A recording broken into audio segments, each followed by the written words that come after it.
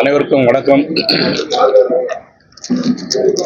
தமிழகம் தலைநிமிர தமிழனின் பயணமாக நேற்று பட்டுக்கோட்டையில் 18வது நாள் கூட்டம் மிக சிறப்பான முறையில் நடைபெற்றது. அனைத்து இந்திய அண்ணா திராவிட முன்னேற்ற கழகம், பாரதிய ஜனதா கட்சி மற்றும் கூட்டணி தோழமை தமிழ் மாநில காங்கிரஸ் தோழமை கட்சிகள் உட்பட திரளாக கலந்து கொண்ட கூட்டத்தில் மிகுந்த வரவேற்போடு, எழுச்சியோடு, பொதுமக்களுடைய ஆரவாரத்தோடு மிக சிறப்பான முறையில் 18வது நாள் நடைபெற்றது. இப்பொழுது குருவிக்கரம்பு என்ற கிராமத்தில் கிராம சபை கூட்டத்தில் கலந்துவிட்டு இன்று 19 நாளாக அறந்தாங்கில் நடைபெறுகிற நிகழ்ச்சியிலும் கலந்து கொள்ள இருக்கிறோம் என்பதை தெரிவித்துக் கொள்கிறேன்.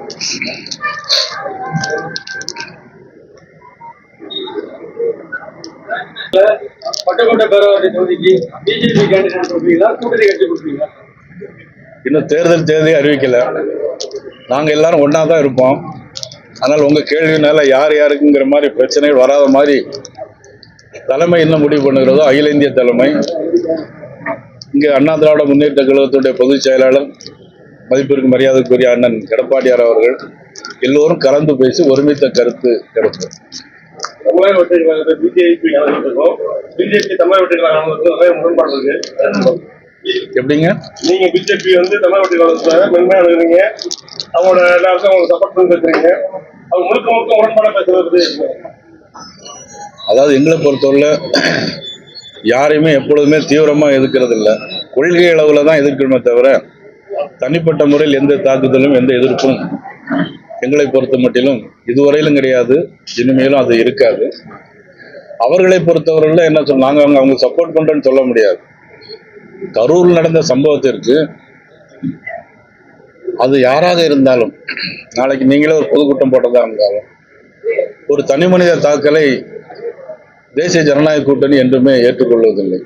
அதனால அவர்களுக்கு அந்த நடந்த சம்பவத்தை நான் சட்டமன்றத்தில் கூட நான் பேசினேன். சட்டமன்றத்தில் முதலமைச்சர் கூட என்ன பேசினாங்கன்னா, முதல்ல அவங்க எடுத்தோன்னே அதற்கு அந்த தீர்மானத்தை கவனஈர்ப்பு தீர்மானம் கொண்டு வந்தோம். அதிமுக சார்பிலும் பாரதிய ஜனதா கட்சி சார்பிலும் கவனஈர்ப்பு தீர்மானம் கொண்டு வந்தோம். அதற்கு பதிலளித்து பேசும்போது முதலமைச்சர் அவர்கள் தமிழக வெற்றி கழகத்தின் தலைவர் 12 மணிக்கு வருவதாக இருந்தது. அதை 7 மணிக்கு தான் வந்து சேர்ந்தார். 7 மணி நேரம் காலதாமதம் ஆனதால் நிறைய பேருக்கு உணவு ஏற்பாடு செய்யவில்லை, குடிப்பதற்கு தண்ணீர் கொடுக்கப்படவில்லை, பாதி பேர் மயக்கத்திலே இருந்தார்கள் என்று சட்டமன்றத்தில் முதலமைச்சர் பேசினார். பேசும்போதே என்ன சொன்னாங்க அப்படின்னா, நாங்கள் 5 டிஎஸ்பி 500 போலீஸ் பாதுகாப்பு போட்டிருந்தோம் அப்படின்னு பேசினாங்க. போலீஸ் எல்லா பாதுகாப்பு ஏற்பாடுகளும் பண்ணிட்டு தான் சொன்னாங்க. சொல்லிட்டு அதை எதிர்த்து அண்ணன் எடப்பாடியார் வெளிநடப்பு செய்தாங்க. அதனை தொடர்ந்து நாம் பேசும்போது முதலமைச்சர் சொன்னதில் ஒரு உண்மை இருக்கு. 12 மணிக்கு வருவதாக இருந்த தமிழக வெற்றி கழக தலைவர் மதிப்பூர் விஜய் அவர்கள் 7 மணிக்கு வந்தார்கள். இதில் முதலமைச்சர் சொன்னதை நான் ஒத்துக்கொள்கிறேன் என்று நான் பேசினேன். அதன் பிறகு நான் பேசும்போது 5 டிஎஸ்பி 500 போலீஸ் போட்டிருந்தான்னு சொன்னாங்க. அது முற்றிலும் தவறு. அங்க எந்த ஒரு போலீஸ் கூட கிடையாது. எதிர்கட்சிகள் கூட்டம் நடத்துற எந்த இடத்துலயும் போலீஸ் கிடையாது. ஆனா இப்போ சமீப காலமா அந்த கரூர் சம்பவத்துக்கு பிறகு இப்போ எல்லா இடத்துலயும் காவல்துறை, இன்னைக்கு கூட நேற்று நிறைய பாதுகாப்பு போட்டிருந்தாங்க, இன்னைக்கு நிறைய காவல்துறை வந்திருக்கு. ஆனா மதுரையில் நடந்த இந்து முன்னணி மாநாட்டில் கிட்டத்தட்ட 5 லட்சம் பேர் கலந்து கொண்டார்கள். 5 லட்சம் பேர் கலந்து கொண்டதில் ஒரு காவல்துறை கிடையாது. ஆனால் அந்த மாநாடு முடிஞ்சு போகும்போது அங்க இருந்த எல்லோருமே அந்த சேரை அடுக்கி வச்சு அங்கிருந்த பாட்டில் எல்லாம் எடுத்து வந்திருந்த எல்லோருமே சுத்தப்படுத்தி ஒரு கட்டுப்பாட்டோட போனாங்க. இதுக்கு முன்னால எந்த கூட்டம் நடத்தணும்னாலும் அது அதிமுகவா இருந்தாலும் சரி, பாரதிய ஜனதா கட்சியாக இருந்தாலும் சரி, மதுரை உயர்நீதிமன்றத்தில் போய் ஆர்டர் வாங்கிட்டு வரணும். எங்களுக்கு கொடி கட்ட அனுமதி கிடையாது. இப்பொழுதுதான் அனுமதி எல்லாம் கொடுத்துருக்குறாங்க. இந்த மாதிரிலாம் இருந்தனால தான் நான் அந்த மாதிரி பேசினே தவிர தமிழக வெற்றி கழகத்தினுடைய அவர்களுக்கு ஆதரித்தும் பேசவில்லை, அவர்களை எதிர்த்தும் நான் பேசவில்லை. அமைச்சர் சேகர் பாபு சமீபத்தில் என்ன சொல்லியிருக்காங்கன்னா, அதாவது நயினாரோட பதவி காலத்துக்கான கவுண்ட் அவுட் ஸ்டார்ட் ஆயிடுச்சுன்னு சொல்லியிருக்காரு. அப்படியா? உண்மையில ரொம்ப நல்ல கேள்விதான் அது. அது உண்மைதான். பாரதிய ஜனதா கட்சியை பொறுத்த மட்டும் ஒரு பொறுப்பு வந்தா 3 வருஷம் தான் அந்த பதவி. ஒருவேளை அதை எக்ஸ்டெண்ட் பண்ணி 3 வருஷம், அடுத்த 3 வருஷம் கொடுக்கலாம். இப்போ எனக்கு ஏப்ரல் 11 இருந்து 6 மாசம் முடிஞ்சிருச்சு. அவர் சொன்ன உண்மைதான். என்னுடைய பதவி காலம் இன்னும் 2.5 வருஷம் இருக்கு. நான் சொன்னது அவர்களுக்கு 2.5 மாசம் தான் இருக்கு. அதை தான் சொன்னேன். எனக்கு 2.5 வருஷம், அவங்களுக்கு 2.5 மாசம். அவர்களுக்குலாம் திமுக ஆட்சிக்கு கவுண்டவுன் சார். அது மேல மக்கள் தேர்ந்தெடுத்தா நம்ம ஒண்ணும் செய்ய முடியாது. ஏற்கனவே தேர்ந்தெடுக்கப்பட்ட ஆட்சிக்கு இன்னும் 2.5 மாசம் தான். சேகர் பாபு எனக்கு ரொம்ப நெருங்கிய நண்பர். தொகுதியில கோயில் விஷயம் சொன்னாலாம் செஞ்சு கொடுத்திருக்காரு. அது வேற. ஆட்சி என்பது வேறு, ஒவ்வொரு கட்சியினுடைய கொள்கை என்பது வேறு. அதனால அவர் சொன்ன உண்மை. அவருக்கு அவருடைய ஆட்சி காலத்துக்கு 2.5 மாசம், என்னுடைய பதவி காலத்துக்கு 2.5 வருஷம். சார், திமுக கூட்டணி பலம் வந்து அதிமுக ஏன்னா நாளுக்கு நாள் ஏறி சேர்ந்து. அதாவது நீங்க ஒன்னும் தெரிஞ்சுக்கணும். கூட்டணி பலம் மட்டும் இருந்துட்டாக்கி, கூட்டணி பலம் மட்டும் இருந்தா 2011 யார் ஆட்சி வந்திருப்பாங்க? திமுக தான் ஆட்சிக்கு வந்திருப்பாங்க. எல்லா ஜாதி கட்சிகளும் கூட்டணி சேர்த்துருந்தாங்க. அம்மா 2006க்கு பிறகு எந்த பெரிய கூட்டணி வைக்கல. ஆனா 2003 ஆட்சிக்கு வந்தது யாரு அப்படின்னா அம்மா ஆட்சிக்கு வந்தாங்க. அதுக்கு என்ன காரணம்னு கேட்டீங்கன்னா, ஒரு ஆட்சி நடத்தும் போது 5 ஆண்டு காலம் முடியும் போது மக்கள் வெறுப்புக்குள்ளாயிர ஆட்சி நடந்ததுன்னா அது எந்த கூட்டணியா இருந்தாலும் ஆட்சி மாற்றம் உறுதியாகும். இப்ப நீங்களே பாத்தீங்கன்னா, உங்க வீட்டுல முந்தைய 100 ரூபாய் சொத்து வரி கட்டினீங்கன்னா இப்ப 300 ரூபாய் கட்டணும். உண்மையா இல்லையா? இந்த மின்சார கட்டணம் வந்து நீங்க 100 ரூபாய் கட்டுறதா இருந்தா இப்ப வந்து 300 ரூபாய் கட்ட வேண்டியது. உண்மையா இல்லையா? மின்சார கட்டணம் கூடி இருக்கு, சொத்து வரி கூடி இருக்கு. புதுசா நீங்க இப்போ ஒரு மாநகராட்சியில ஒரு பில்டிங் கட்டணும்னு வச்சுக்கோங்க, ஒரு சதுரடிக்கு 200 ரூபாய் பிளான் அப்ரூவல் வாங்குவாங்க. இப்ப 650 ரூபாய் வாங்குறாங்க. இதெல்லாம் யாருடைய பாதிப்பு? பொதுமக்களுக்கு பாதிப்பு. மின்சார கட்டணத்தை அவங்க ஆட்சிக்கு வரும்போது 2 மாசத்துக்கு ஒருக்க இருப்பதை 1 மாசத்துக்கு ஒருக்க தான் வசூல் பண்ணுவோம்னு சொன்னாங்களா? இல்லையா? செஞ்சாங்களா? இல்ல. இதெல்லாம் மக்களுக்கு பாதிப்பு.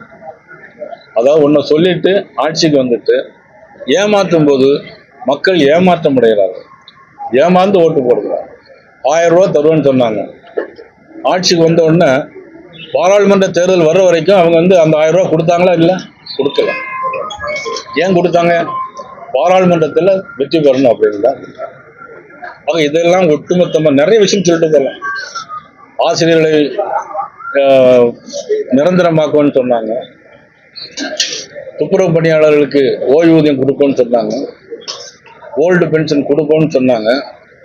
இன்னைக்கு வந்து தலைமை செயலகத்தில் உள்ளிருப்பு போராட்டம் நடத்துறாங்க அதிகாரிகள்.